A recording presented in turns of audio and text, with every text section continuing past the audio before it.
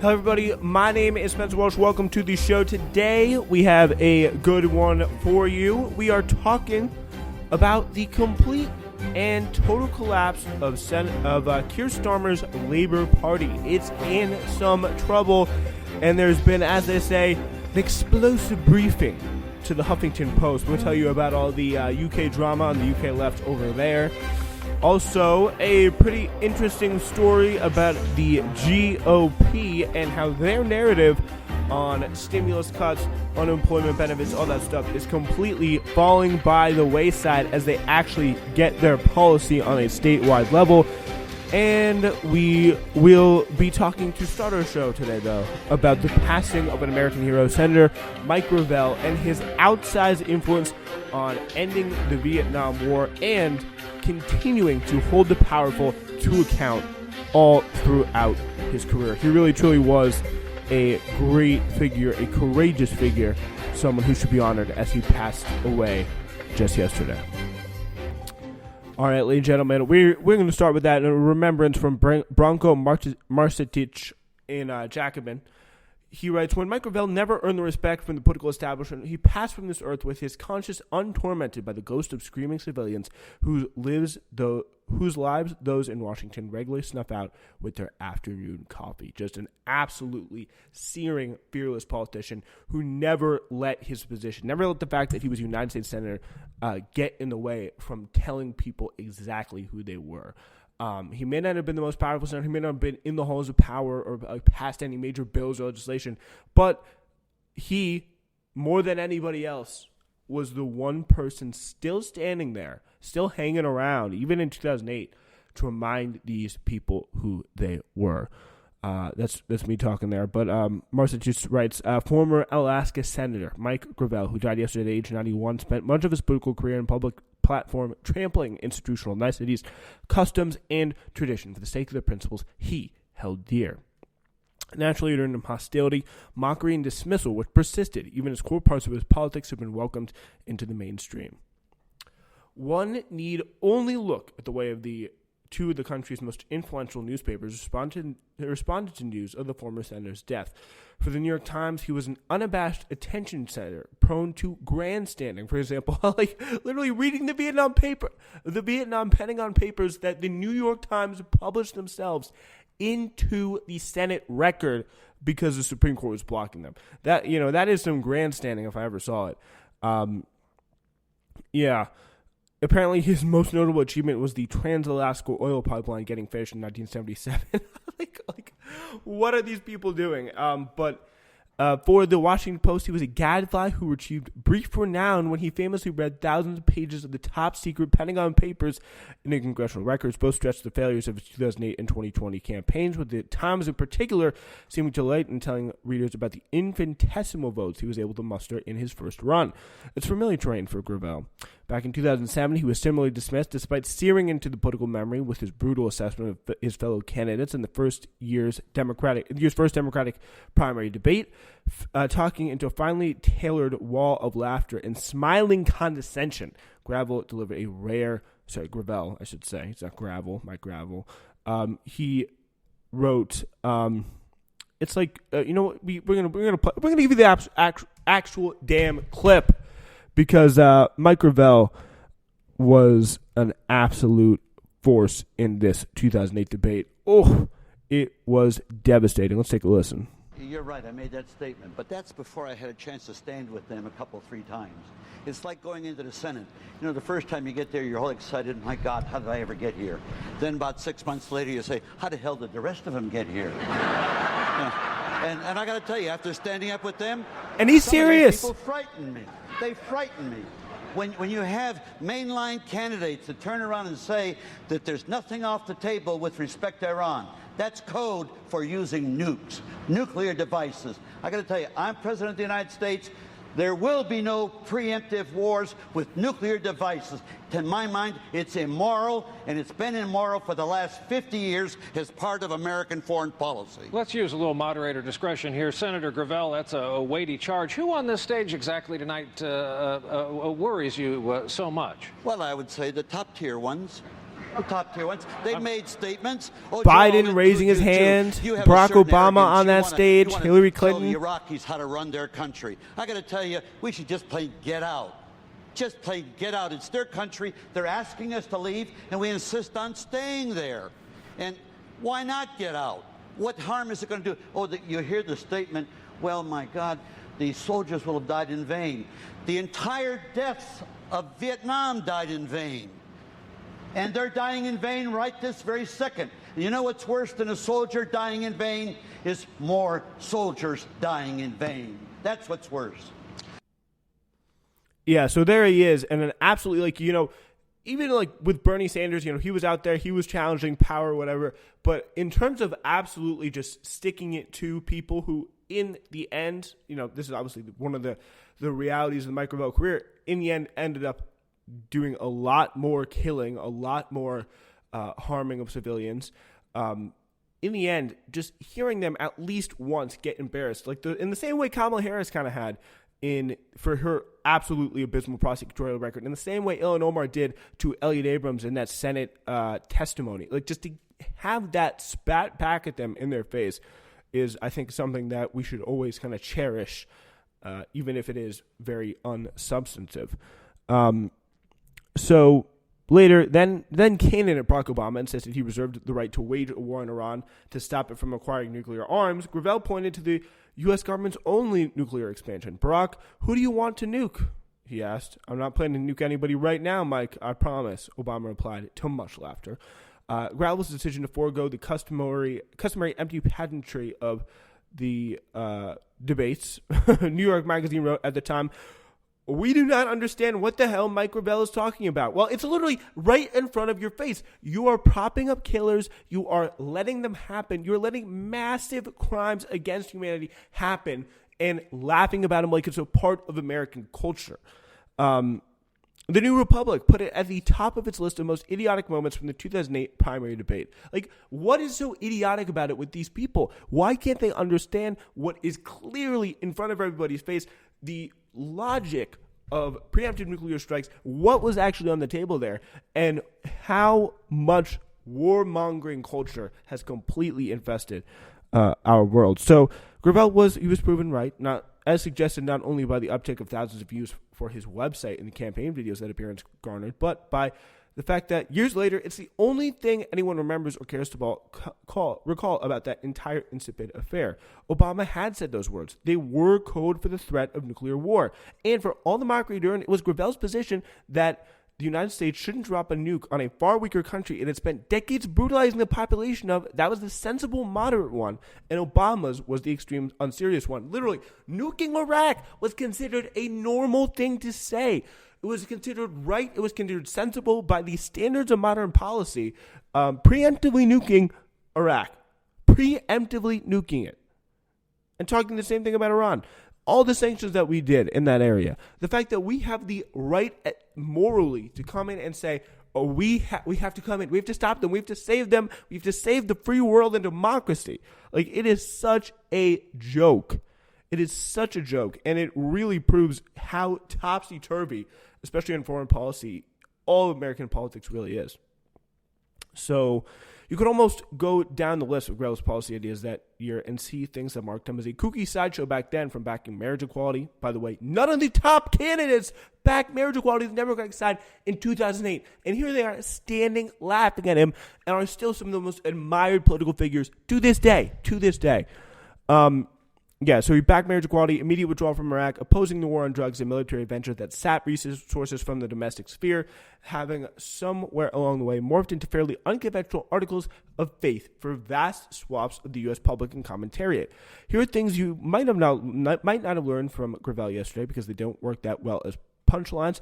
For all the accusations of grandstanding, Gravel was really genuinely morally anguished. He actually saw something, as a politician, he saw something that he thought was wrong and did everything he possibly could to fix it. That is not something you could say about Joe Biden. That's not something you could say about Barack Obama. That's not something you could say about very, very many people in politics.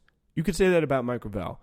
He said, quote, "We should all cry over it." and he regularly flouted meaningless senatorial rules and customs to try and bring it to an end. To this day, no lawmakers have shown close to Gravel's courage or principles in attempting to use their positions to stop endless overseas death that emanates from the U.S. Capitol. As one lawyer put it who had dealt with Gravel on the other side of an issue, quote, I have found him at times to be an unconscionably bloody fighter, both on and off the Senate floor, but I have always regarded him as a salesman. He's a fellow who likes to come up with a quick solution and sell it hard. It almost becomes a physical thing with him at times. He would like this guy. It's not grandstanding. He's literally holding and revealing truths about the American empire and what we do to the world beyond our borders. And nobody at the time gave a crap. No one stood aside. No one on the Democratic Party or whatever wanted to be near him. But that's who he was. Among his actions were not just using his congressional immunity to publicly release the Pentagon Papers. At the time, their publication in newspapers had already been halted by a court order, but a host of other unprecedented moves that made him persona non grata in the Senate. Decorum, obsessed, always trying to go back and forth with the hanging out in the cloakroom, smoking a cigar. He worked with anti-war activists, paralyzing the Senate with constant procedural delays, trying to incessantly defund the Vietnam War. In one especially notable movement, he escorted a group of more than 100 anti-war protesters into the Capitol and outside the Senate chamber to agitate for its end. Oh my gosh! We should have had a commission to investigate that. That would have been great. But as Gravel said decades later, he wasn't bothered too much by being shunned by the Washington cocktail circuit, which is, by the way, something I can't say entirely for a lot of people representing the quote-unquote left in our Senate today and House. When he first arrived in the Senate, he had gone to one of the prayer breakfasts all his colleagues attended until he realized that all these people standing at the table praying were essentially warmongering hawks who perpetuated the Vietnam War. And I couldn't stomach it anymore, he said. If not for Mike Gravel, the military draft might have never ended. Gravel spent 5 months as a one-man wrecking ball trying to topple the conscription for the war and succeeded in filibustering the extension of the draft to death in 1971, partly by reading the Pentagon Papers. Though the draft was narrowly extended over the filibuster a few months later with 61 votes, its earlier defeat at Gravel's hands marked its days as numbered. With clear to dim prospects of extending it again 2 years later, Nixon moved in earnest to fulfill its campaign promise of transitioning to an all-volunteer army, and the government dramatically scaled back its draft numbers over the next 2 years until the draft lapsed. Gravel played an important role in establishing what became Alaska's permanent fund dividend program, a kind of UBI funded off of Alaska's fossil fuel exploitation, and he had earlier experienced a meteoric rise to the Alaskan state legislature speakership, where he presided over, among other things, the creation of a rural high school program that let indigenous kids get local education instead of being shipped off sometimes thousands of miles to other parts of the country.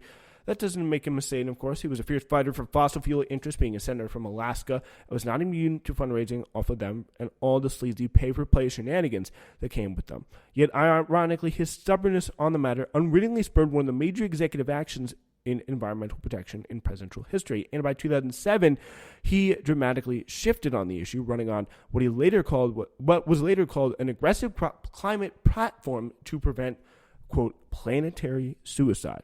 Gravel's curmudgeonly distaste for the pomp of presidential campaigns, his early virality on the internet for an old man, and his willingness to plainly tell the public what no one had the guts to tell them, doubtless helped clear the way for the future dark horse left-wing candidates to not just try it, but have it really go far, like Bernie Sanders, and hopefully further people in the future. So Mike Gravel really, I mean, he put his line, he didn't put his life out on the line there, but he threw his career to the wolves, and he did it.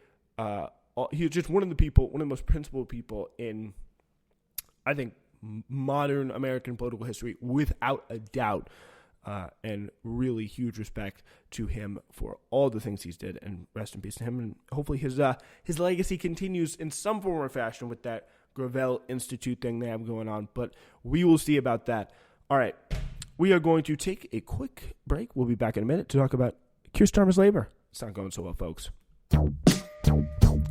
Ladies and gentlemen, thank you so much for listening to the Spencer Walsh Radio Network. I want to tell you a little bit about our lineup for this summer. We start off with Newsflash, all new, of course, every Monday, Wednesday, and Friday. You can't miss it. It's our flagship show to get caught up on everything happening in the world around you. but stick around for some history and some entertainment. Learn about all the things you never learned in history class every Thursday with Hidden History, and get ready for a fun night out or turn your living room into the club with uncultured live mixes every Saturday all summer long.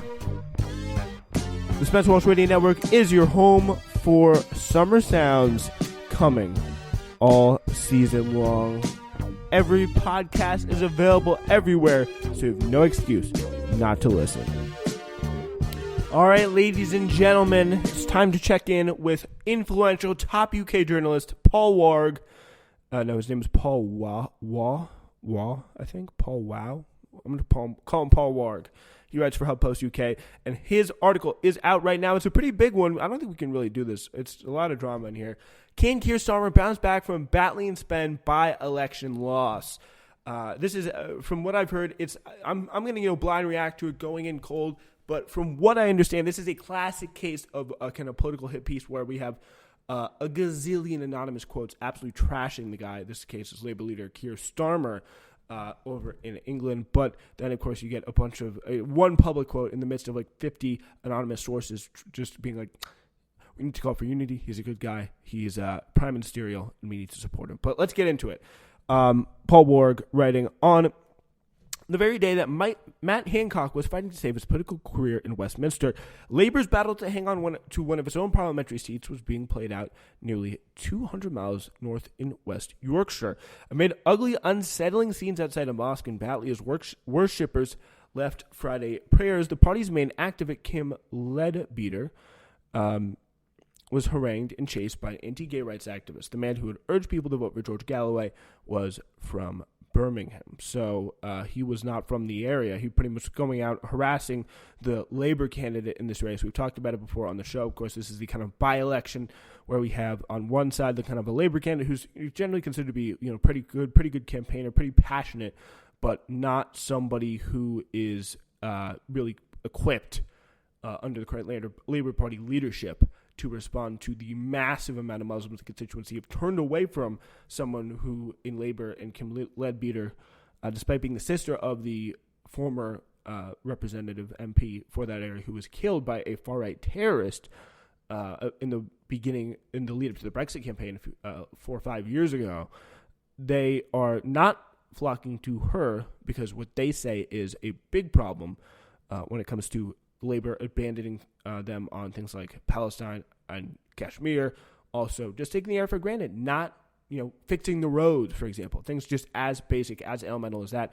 And George Galloway, who is kind of a political opportunist who run on a lot of different seats, but he is taking these issues actually seriously and really giving Labour a bit of a freak out. George Galloway, by the way, condemned these harassers, so it's important to say that out. But Keir Starmer tweeted that the abuse from Leadbeater face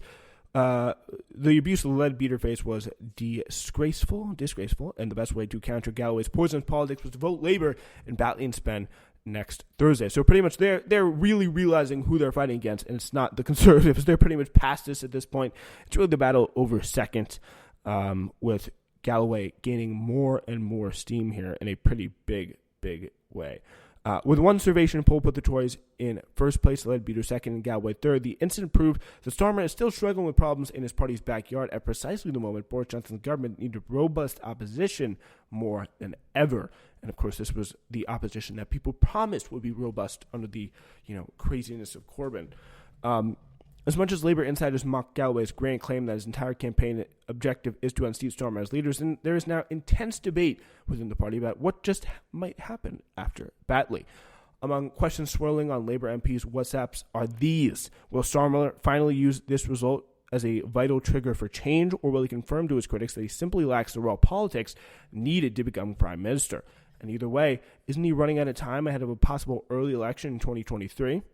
The that the unease among both Labour backbenchers and frontbenchers has been palpable since May 6th, when the party lost not just the symbolic by-election in Hartlepool, but also lost councils and council seats in once reliably red areas in the North and Midlands. Hartlepool was meant to be a wake-up call for the Labour leader, but some believe he's instead hit the snooze button, with a lack of grip that his critics say defines his leadership. allies counter that in the past weeks, key figures have left their roles, not least political director Jenny Chapman, chief of staff Morgan McSweety, and communications director Ben Nunn. Despite worries about a damaging hiatus, none of their replacements are expected to be appointed before the Batley and Spen election. One insider said it was unclear whether the power vacuum was accidental or deliberate, but the new team will be able to credibly claim that they're a break from the past. What is striking that, unlike Hartlepool, almost everyone within the party appears to have written off Batley and Spen. Leadbeater, sister of former MP, the late Joe Cox, is seen as a superb candidate, the only one born and bred in the seat. There's been a huge influx of party activists trying to help in Hartlepool. The campaign office had one sheet of A2 paper for signed-up volunteers. Batley does have a whole wall of them, yet the mood is of grim fatalism. Unlike in Hartlepool, there just seems to be an acceptance at this time that we should believe what we're seeing in Batley, which is if people are not talking to you and lifelong voters are saying they're not going to vote for you, then you accept you've lost it, one MP says. In what feels like a dry run on the arguments to be deployed once the result comes in, some argue that Galloway's candidacy actually creates the alibi that this is a very particular set of circumstances, not a generic red wall problem as with Hartlepool, which, by the way, under crazy leftist commie Jeremy Corbyn, they won twice, even when he was crushed in 2019. They still won Hartlepool. Some believe the by-election may have been lost for Labour the moment that Paul Halloran, the independent heavy woolen district candidate who polled 6,000 votes in 2019, decided not to stand. His support is expected to pretty much all go to the Tories, adding Galloway eating into Labour's majority. It's a lethal cocktail. We've gone from their vote divided in 2019 to our vote divided now, says one MP. And, you shouldn't be so sure that it's your vote. That is the thing. Old hands also counsel another message likely to be heard after the count, that Batley has always been a marginal and not a safe seat, especially as the Tories held it in 1983 to 1997. Yet it's precisely for that reason that some are complaining bitterly that the defeat would be a self-inflicted wound. Former MP Tracy Brabin, who triggered the contest after her successful election as the new Metro Mayor for West Yorkshire, the general region that seat is in, should never have been allowed to quit, several sources said. Unlike in Hartlepool, where Teesside Mayor Ben Houchin was an electoral asset, Brabin is not. She was already seen as an absentee MP, and now she's sodded off to Leeds. That's how some of our voters see it. One former minister said, "We had a saying under Blair and Brown, never inflict an unnecessary election on the voters. Tracy got the nod from Corbyn to go for it, but Keir could have stopped it if people around him had spotted the danger." I was like, oh yeah, we're not popular enough to hold the seat. Oh no. What that really reflects into Labour's corporate memory is deteriorating 11 years in the opposition. Not knowing what you don't know is the problem. And that's more serious than people think. It's not so much about judgment as experience. Another MP adds, so many MPs and members of the NEC said to her, meaning Jenny Chapman, do not allow this. An MP is trading in their job for what they think will be a better job. Serve out your term and then leave. She wasn't alive to the catastrophe, just as she didn't think that we would lose Hartlepool. She put in Romania there because she thought it would be a safe seat, this Jenny Chapman did, in a completely pro-leave seat. So that really plays into the Brexit debate pretty badly. One former Corbyn staffer said it was, quote, astonishing that the last of Batley was seen as inevitable. No opposition leader has ever lost 2 elections to the governing party. Jeremy had 4 defensive by-elections by the same point in his leadership, and we won them all. You just think, my God, the double standards, You got a good point there. Already a script for what Starmer should say after a defeat is being worked on, some insiders say. No MP once repeated the shell-shocked TV clip he gave after the Hartlepool loss. He began to say, I'm listening. He said that after Hartlepool. He has to say what he's going to do about it. Several MPs said that Starmer's problems have been both organizational and political. The shakeup inside the leader's office has been welcomed by the Parliamentary Labour Party, as has the appointment of Shabana Mahmood as the National Campaign Coordinator and Conor McGinn as her deputy. The pair this week instituted a 8 a.m. daily conference call, 10 a.m. on Sundays after Mar, of course, with all front bench advisors and the leader's team. They run through what's moving in the media and parliamentary in the party. Everyone's expected to arrive with ideas, but some advisors have been given a rude awakening, not least as McGinn's blunt and direct style makes clear that rapid improvements are needed. So MPs here are hoping that change in organization will ensure a smarter approach to both policy and communications. When Rachel Reeves made a presentation to the shadow cabinet in her new treasury role, she mentioned the party's current biggest spending pledge was $15 billion for schools catch-up funding. But for someone around the shadow cabinet, that was the first they've ever heard of the promise. If we haven't heard it, how the hell do we expect the public to? Said one MP. Got a pretty good point, and a complete example of where labor is. They have that kind of middle of the road policy, but no one's ever heard of it. Not even their own MPs. They're just rudderless and already writing the script for what Keir Starmer is going to say on TV after they lose. Just an absolute pathetic party in a pathetic place right now, and is expected, at least by some, to undergo some turmoil very soon. All right, let's move on to our last story today. It's pretty interesting. It's in Common Dreams. The Republican narrative that enhanced unemployment benefits are dissuading people from returning to work and that cutting off the aid is necessary to boost hiring is running up against a little thing called reality. And it's seeing the GOP-led state of Missouri, because we use this Missouri example here as a case study, where officials have yet to see any significant increase in job applicants since the governor cut off pandemic-related programs in last month. So this guy, Missouri governor, taking a personal risk, Mike Parson, Republican governor, standing up and saying, Missourians, I know what's best for you. Joe Biden, by doing this, he doesn't have your best interest at heart. He wants you to fail. I want you to succeed. I'm cutting off this money you're getting from the government so you can go back to work. Like, literally what this is an example, a blatant example. And not to say that this ideology does not prominently exist in Democratic circles. Like, we saw how closely Joe Biden considered Larry Summers, how much he let the stimulus bill get watered down. We see what Joe Manchin's trying to do. This ideology is definitely present in the Democratic Party, but much more so in the Republicans, where the mindset's, hey, like, we have to bribe people back to work, and we can't possibly do it by raising the wage.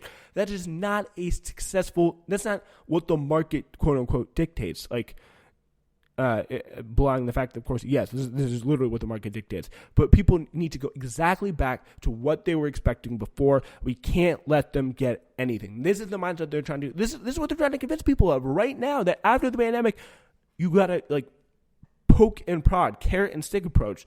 And it's all stick for Mike Parsons. So Missouri was the first among 25 Republican-led states to have ditched the emergency federal programs, which offered unemployment aid to jobless gig workers, provided a weekly benefit boost, and extended the duration of the assistance. Last week, Louisiana became the first state headed by a Democratic governor. Literally, a Democratic governor doing this, cutting off federal unemployment programs. It's just absolutely disgraceful that this is happening. In his announcement last month, Parsons cited conversations with business owners across the state.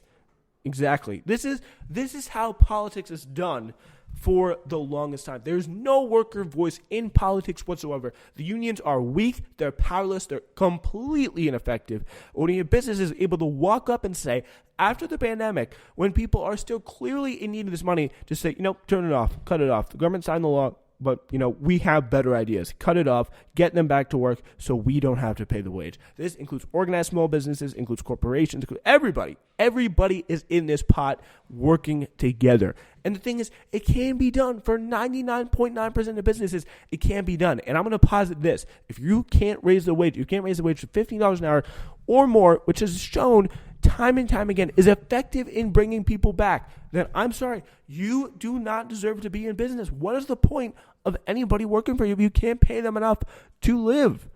Like, that is ridiculous. This is $15 an hour is the bare minimum. It is the floor of what should be expected.